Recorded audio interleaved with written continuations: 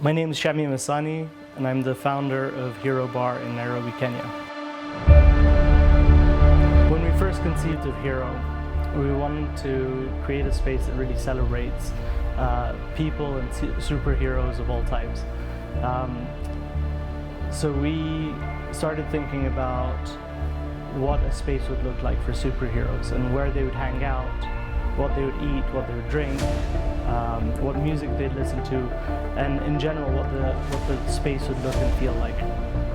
Initially, the space was intended to be a sports bar, but that's never a concept that I really liked or wanted to see in our hotel.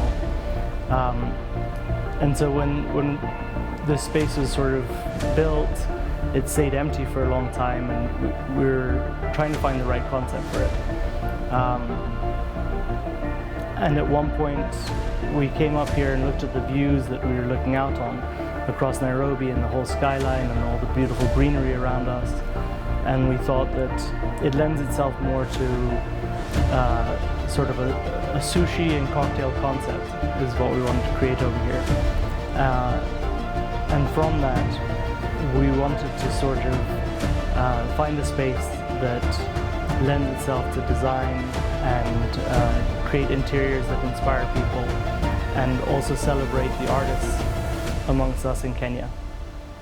So when we developed the idea of coming up with a sushi and cocktails concept, we were trying to find a name that sounded Japanese but also was an English word. And that's how we came up with the idea of Hiro. And the name kind of inspired the space, if you will, because we said, well, if we're calling it Hiro and it sounds Japanese but is an English word, then we should go all in with the superhero concept, and we should develop the concept around this hero idea. The space is special in a way because on one side it overlooks the skyline of the city and all the greenery around us, and then on the rear views we have much more greenery as well, but we don't have a city skyline. And so to create interest in that side, we decided to separate the space into a terrace or balcony side and then the art gallery side. So on the rear of the restaurant, we actually have an art gallery where we collected arts from around the world that relates to superheroes. We wanted to have sort of cohesion, and we were looking for cohesion in the space, so we picked furniture that would sort of work with both spaces, inside and outside. The terrace is slightly more casual in its offering, and then the rear side, the gallery side, is more cozy, more textural and sort of more plush. When we looked at the space and the walls, we wanted to create a sort of tapestry or a sense of what superheroes might look like to superheroes. So celebrating the heroes amongst the superheroes.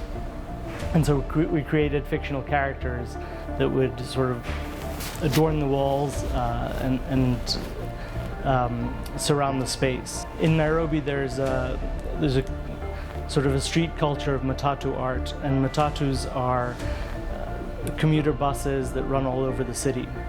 And these are very vibrant, colorful expressions of the cultural language and the city's culture. We wanted to bring the vibrancy of the art from the matatus and the commuter buses from around the city and bring it to our walls.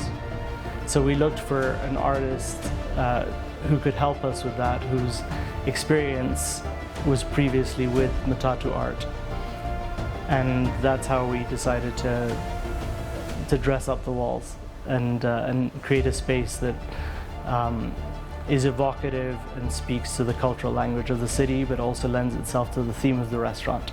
The charisma of the graffiti really comes from the inspiration of the city, right, and the superheroes that we celebrate around us.